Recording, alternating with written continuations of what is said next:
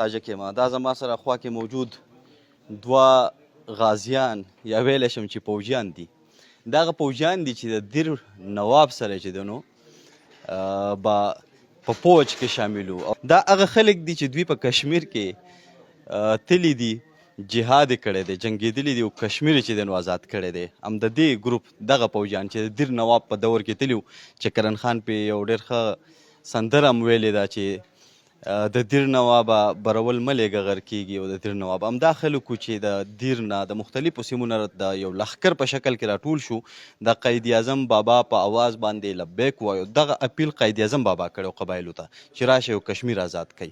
دوی د ځانه نه وتلي، نو د قائد اعظم بابا په آواز باندې لبیک وایو او د لښکرو په شکل کې لاړل، هغلته د هندوانو سره وجنګېدل او کشمیر یې آزاد کو. او نن هم په کشمیر کې د دې خلکو هغلته یو ادیره موجود ده، یو علاقه، یو کلی موجود دی چې هغې ته دیرکوټ ویلی کېږي. هغه د دې ټولې خبرې یو مو بول ته ثبوت دی. نو د دې پوجیانو سره خبرې اترې کوو. ډېره مننه حاجي صاحب چې وخت یې راته راکړو. اول خو راته دا ووایه چې څه ستاسو ذهن کې اوسه پورې محفوظ دي د نوابۍ د وختو چې څنګه تاسو نوکرۍ ته راغلي وئ، د هغه وخت نوکري څنګه وه؟ ښه جي، ستاسو ډېره مننه، ستاسو ډېره مهرباني چې زمونږ د بوډاګانو د 80 کالو د عمر سړي او د 10 د هغو خلکو نه همداسې خلک زمونږ خواله راغی چې هغوی زمونږ نه د خپل استقبال او د تېرې شوي تپوس وکړو چې تاسو باندې څه تېر شوي. اولۍ خبره دا وه جناب چې کله د ایوب خان په ورځو کې راغی، شاه جان نه و، شاه جان یې ویوړ او شاپودین خان یې ویوړ. نو د هغې نه وروستو دقه شاه جان او دقه شاپودین په موږ ظلم کاوه چې زموږ منډلې په اوږد یو په روان یو سرکار لیوړو، نواب لیوړو. او د هغې نه وروستو چې دی کله ونیوه نو یو هلیکاپټر راغی چې هغې کاغذونه خواره کړه، کاغذونه د هلیکاپټر نه راوتل چې نوابي ختمه شوه. ستاسو څه چې که د چا څه پټی دی، که د چا څه کوټه ده، که د چا څه څه شی چې دي نو دا د دې خپل شو، د ظلم نه خلاص کړئ. د هغې نه وروستو بیا چې کله پوځ مقامي شو دلته راغی، نو صاحب په شاهي کې پوځ چې کوم نو دا به د دې سر قلا په ځای کې ناست و او موږ چې کوم وو نوکران خلک وو، نوکران، نو دې ته یوې ته وایي د کاچلو مورچه. او خبره کوم د کاچلو مورچه، بلې ته وایي د انګرو کنډو مورچه، بلې ته وایي د پولې مورچه، بلې ته وایي د چورلکې مورچه، بلې ته وایي د روښنا مورچه. چې دا 5 مورچې به موږ په دغو کې ناستو، دا پوځ به په منځ کې ناستو، د دیو دفاع ته به موږ ناستو چې د پاکستان پوځو بچ وساتو. د هغې نه وروستو جي، د هغې نه وروستو چې کوم دی نو جهاد خو مخکې تیر شو چې زما پکې یو یعنې ګل نومې تره، یو خانسردار نومې تره، یو خاندروز نومې تره، دا شهیدان شوي دي. دا شهیدان شوي دي په دیرکوټ کې د هغو قبرونه هم پته نشته، په سپو به خولډي کې قبرونه به وي. د هغه وخت نه زموږ څه ده مځکې را سره دي، دا نوکرۍ را سره دي. د هغې نه وروستو چې کله بیا بټو صاحب وزیر اعظم جوړېده او بنګال چې کوم دی نو د بنګال نه یعنې د پاکستان نه 10,000 پوځ انډیا ونیوه. په هغې کې زه تللی ما په خپله باندې او بیا را باندې ډزبندي شوې ده، بیا را باندې ډزبندي شوې. بنګال کې چې کوم پوځ سرنډر کېدو تاسو پکې وئ؟ او موږ پکې وو، په هغه کې موږ موجود وو. بیا ډزبندي وشوه، موږ یې را واپس کړو رالو. د هغې نه وروستو بیا د شاهي چې کوم دی نو شاهي داسې یو ځګی دی بنشی، په دغه کې چې کوم دی نو ډي سي تاج محمد دا راغی او هغه مطالبه وکړه چې بهی دا بنشی زه قبضه کوم، دا دې غاړه راړو، دا بنشی نیسو چې پاکستان کې کړو. هغې کې چې کوم دی نو هغې کې بیا داسې وشوه چې ډي سي تاج محمد لاړه او په بنشی وګرځېد او هغه خلک چې قبایل کوم نو هغوی بغاوت وکړو چې تاسې کافر راوسته، ماتم کافر وګرځاو. دلته چې کوم دی نو په دغه وخت کې موجوده چې کوم دی نو غلام رسول تحصیلدار دی په سمرباغ. د هغې څه موږ د شپې په 10 بجې روان شو، لاړو او سار لره باندې په دغه خاوره باندې جګړه راغله چې هغه قبایلو په موږ ډز شروع کړو، چې ډز یې را باندې شروع کړو.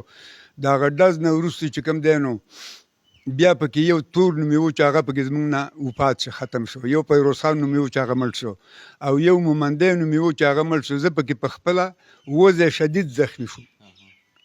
نور رانه پکې شپږ څلور کسان رانه پکې نور لږ لږ زخمیان شو. چې کوم مړه شوي دا هم د دې کلي دي که نه؟ دا د دې کلي دی، د صدبر کلي دی، چې تور د صدبر کلي دی، مومندی د صدبر کلي و. دا د چا څوک و چې دا د کلي خلک خو دا مومندی چې کوم و دا د منداقوب خان زوی و او د سلطاني ورور و، او تور چې کوم و نو دا د ګل باچا پلار و، او دغه چې کوم و فیروز خان دا د ظاهرشاه او دغه د نمروز خان پلار و. او زه چې کوم وم نو زه په خپله پکې وضع زخمي شوم. د هغې نه وروستو بیا چې کوم دی نو غلام رسول تحصیلدار ما له سرټیفیکټ راکړ چې بهی دا ستا حق دی. سرټیفیکټ ما ویوړ دیر کې ډي سي و، هغه ډي سي له مې ویوړ او هغه ما ته بس په ټول وضاحت و دستخط وکړي چې دا ستا حق دی. او رالم او ما سه هغه ریکارډ اوس هم پروت دی. او د څومره نوکران چې ونو د هغو ټولو سه دا ریکارډ بیا چې کله بټو صاحب ووټ وکړو نو دا یې وویله چې دا مځکه ما د سټیټ ملازم له په پنشن کې ورکړه. دا مځکه یې موږ له په پنشن کې راکړې ده. دا راته هم لږ ووایه جی چې د بنګال جنګ و نو تاسو بنګال جنګ ته څنګه تللي وئ؟ حکومت درته اپیل کړی و چې بهی ټوپکې راواخلئ او راځئ بنګال ته، او کوم ځای ته تللي وئ؟ حکومت جنګ چې و نو د حکومت جنګ چې و نو حکومت ولي حکومت مطالبه وکړه چې دا جهاد دی. د پاکستان 10,000 پوځو انډیا ونیو او شګې به یې پرې خوړې، خاورې به یې پرې خوړې، شیشې به یې پرې خوړې. نو چې کله د جهاد غږ پکې وشو نو زموږ د مسلمان خو جهاد کار دی، مسلمان خو جهاد کوي. نو په دغه وخت کې چې کومونو د جندول نه د صدبر کلي نه موږ 25 کسان لاړو، د دې کلي نه موږ 15 کسان لاړو چې په هغې کې یو شالکنډی ملک زموږ جمعدارو، او زه پکې په حوالدارۍ کې تللی وم، او دا نور چې کومونو صوبیدار چې کومونو یارملا خانو. نو چې کله موږ روان شو نو دا تکلیفونه په لارې تیر شو حتی چې ورسېدو رسا درکوټ چې ورته وایي هغې ته وختو. چې هغې ته وختو نو بیا د ماخصوصا 5 بجې دي، 5 بجې دي. نو په 5 بجو په خبرونو کې وویله چې بس بنګال چې کوم دی ختم شو، بنګال لاړه، د پاکستان نه جدا شه، ځان لشو، دا ځان لشو او ډز بندي وشوه او تاسې واپس شئ. نو بیا موږ نه واپس کېدو، نو کوم د سرایي خان زموږ تحصیلدار و نو هغه رانه پټ شو، او دغه چې کوم و د خیر خان بیا ورته وایي چې هغه زموږ بیا د نورې محکمې هغه مشر و. نو هغه د پوځیانو ته وویله، مشران چې د پوځیانو کوم جرنیلان ډېر سره فیصله وکړه چې بهی زه هغه پورې نه واپس کېږم چې ما ته حکومت نه ویلي چې ته راواپس شه او ما ته اډر نه دی شوی، نو زه به نه ځم. نو هغوی بیا دا وکړه چې هغوی دغه وکړه، دا ریکارډ یې وکړو ته ټلیفونونه یې وکړو چې دغسې د دیر دسته راغلي ده، هغه چې کوم دی واپس کېږي نه. نو هغوی موږ له په سپین کاغذ لیکل راکړو، دستخطونه یې راته وکړو چې ګره دې خبرې تاسې له څه شی راغی نو بیا ذمهوار موږ شو.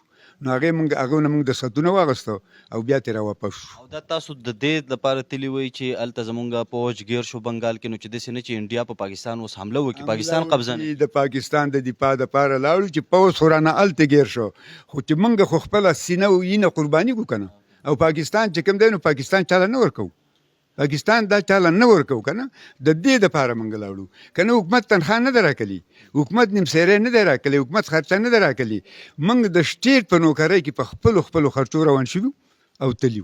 او دا خو د دې کلي نه دومره خلک لاړل، د ټول دیر نه دغسې دغه د ولۍ نه راپورته چې دومره قلاونه و، د دې نه یوه څوکۍ تلې وه، لکه دا 18 څوکۍ تللي وي، دا 18 څوکۍ تللي وي. نو 1800 نه چې 18 نه 20 څوکۍ و نو دغه نه به څومره سایزېږي، 18 شو، دا حساب شو.